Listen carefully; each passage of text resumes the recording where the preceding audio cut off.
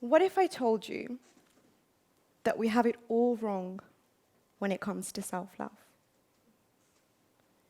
What if I said that self-love is nothing like what you believed it was? Would you trust me? Would you hear me out? Now, this realization isn't one that came to me overnight. It took years of me walking on different healing journeys and trying to move on from childhood trauma to get here. It took years of me writing about my pain and mental health and sharing those pieces with my online community before I finally reached the conclusion that I know nothing about self-love, okay? I know nothing. You see, I thought I had a pretty good gist of what self-love can do for you. Because, we all think we have a good idea of what self-love is, right? In fact, if I were to pick any one of you at random in this room, I'm certain that you'd be able to give me a one-line definition of self-love. The problem isn't our confidence in what self-love is. The problem is in our concept of self-love. And when I finally figured out the concept, I decided to share it with the world. And in my book, The Path to Self-Love, that I published earlier this year, I bundled together all my experiences, as well as my tips and tools in one place for all my readers to access. But why didn't I stop there? Well, I had made a revelation, and I needed to share it with everyone. So, hello, everyone. I needed to tell anyone who would listen that we have it all wrong about self-love. And perhaps we've always been wrong. But see, now I figured it out. Now I've got the key to the door that leads to happiness. You're welcome. Now I've got the key that's going to set you free from the cage of pain. Because the truth is, we're all caged in one way or another. Each one of us is walking on a different healing journey. Some people are on more than one, and others, they're barely walking at all. I myself started the biggest healing journey of my life at a very young age, because I was only 4 when my mother passed away. And as I stand here today, 3 days shy from my 30th birthday, I can tell you that my entire life has been guided by that single event. When I replay that day in my mind, a memory as vivid as the one of what I had for dinner yesterday forms inside my head. I can remember everything. Coming home after school and rushing up the stairs to our one-bedroom council flat in a house that we shared with another immigrant family. Racing my brother up to the top to see who would be the first to reach the top and hug our mum. Smiling and teasing him because I was confident that this time I would win. I remember stopping in my tracks the moment I saw her. And then the rest of the day is a blur. Images pop in and out of my head. My dad in the only quiet corner of the room. My neighbors huddled together outside, talking in hushed whispers. My family rushing in and taking charge. I can see people talking, but I don't hear any voices. It's as though a long ping is playing on repeat in my head, and I just can't make sense of what anyone is saying. There are just mouths moving, people brushing past me, heads nodding, shoulders shaking. I see faces, though, pained faces, tear-stricken faces, empathetic faces.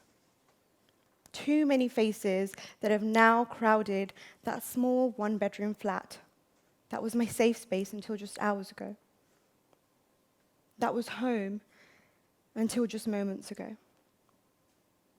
Too many faces, and none of them is hers. Have you ever had such an experience? the memory of which follows you around no matter where in the world you go. Because that's what happened to me. Till this day, this memory still haunts me. After my mum passed away, we were moved swiftly into another council house. Despite being a British Afghan Sikh, which is a community that not many people are familiar with, I've never actually visited Afghanistan myself, so I only know of the dusty lanes, the pointy hills, and the vast villages through faded photos and the stories that my dad and aunt told me as I was growing up. After the Taliban rose to power in the late 1980s, thousands of Hindus and Sikh minorities were forced to flee for their lives, and my family were amongst those that carved their way out and immigrated to the West. And we had only just began our life in the UK before my mum tragically passed away. And after her death, my dad, my family, and my home were never the same. I spent nearly 2 decades grieving a loss that I never knew was a gain to begin with because I no longer remembered what it was like to have a mum. And it was heartbreaking. For the longest time, all I wanted was for it to stop hurting. And when I turned 21, I reached a breaking point. I couldn't do it anymore. I needed to heal. And it was here that my childhood love for reading and writing helped me. By then, I'd been reading and writing for most of my life. And through sharing my writing online, I gradually built an online community of readers, which is currently at 1 million, and it's unbelievable to me. I created a YouTube channel and a blog. I recorded podcast episodes. I wrote articles. And I even published 5 books in the process of trying to heal before securing a publishing contract with my dream publishing company, Penguin Random House. My writing started out as a form of journaling, and through that I realized that I had a really long way to go in terms of my biggest healing journey. And when this realization hit me, I decided that I needed to make changes in my life. This is where I discovered self-love. Pretty quickly, it became apparent to me that those who were practicing self-love looked so much happier. They were more successful. They were having all these wonderful experiences, and they were surrounded by their loved ones. And I wanted that too.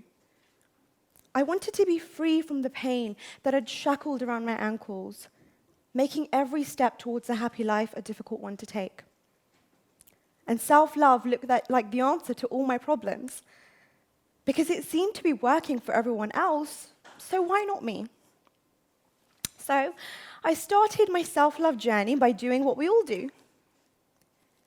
Going online, right? I mean, I literally Googled it, okay? Because how else am I supposed to get the answers to questions in this day and age? And Google didn't disappoint because there it was, the treasure chest of self-love jewels. Or should I call them self-care jewels? Because you might agree with me when I say that we all do this when we go on a self-love expedition.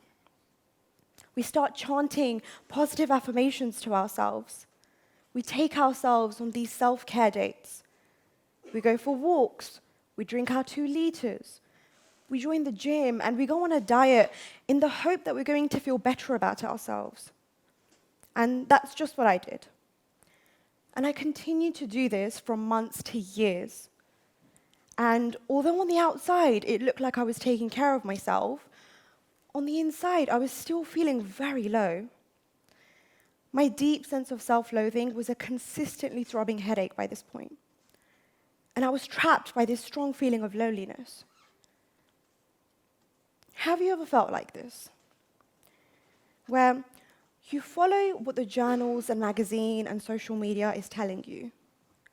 You listen to what health professionals say about taking care of yourself, but nothing seems to work.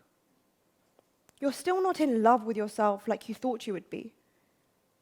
You still haven't healed from that lifelong trauma that stalks you like a dark shadow on a gloriously sunny day. There's a reason for this. And it's because we still don't know what self-love is, apart from being a buzzword in modern day culture.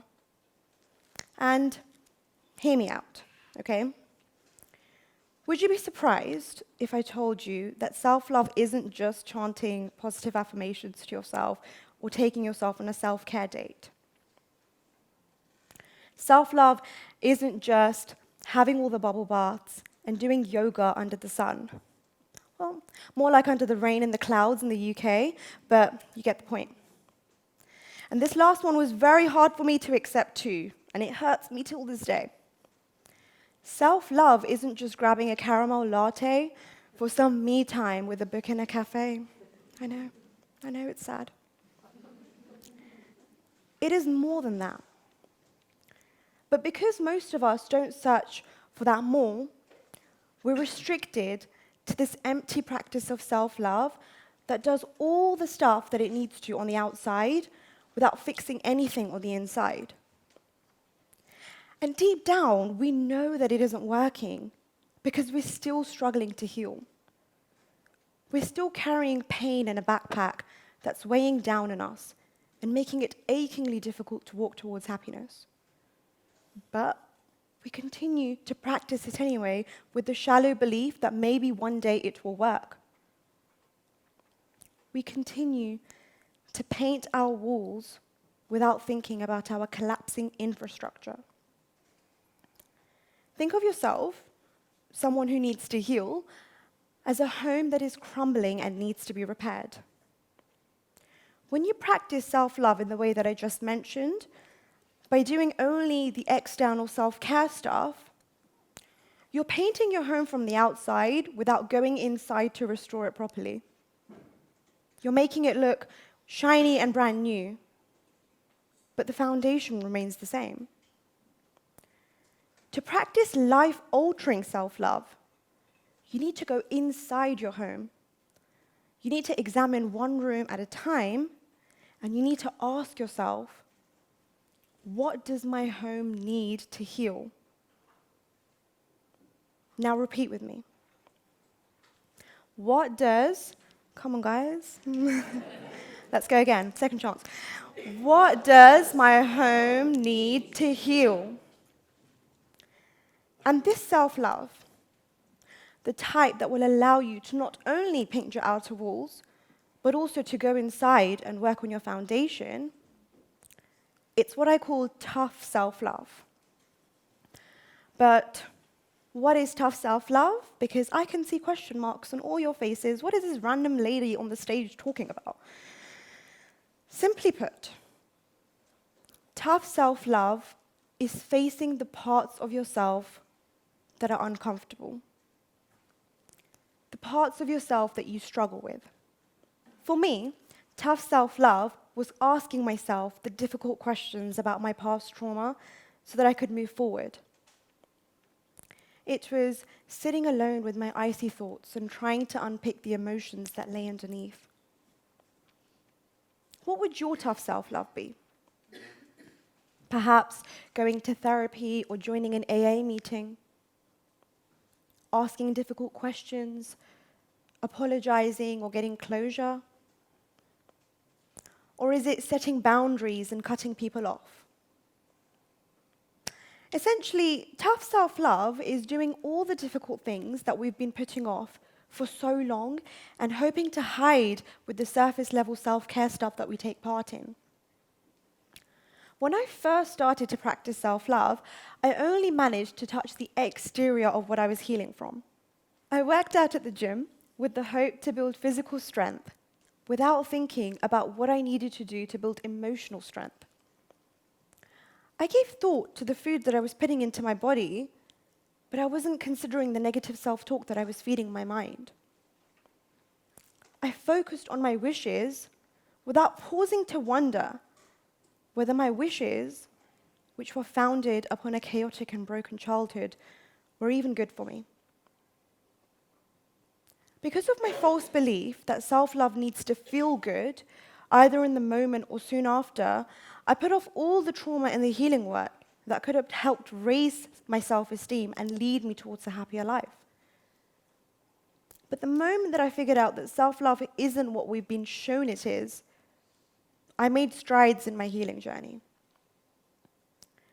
Through practicing tough self-love, I worked on myself from inside out rather than outside in.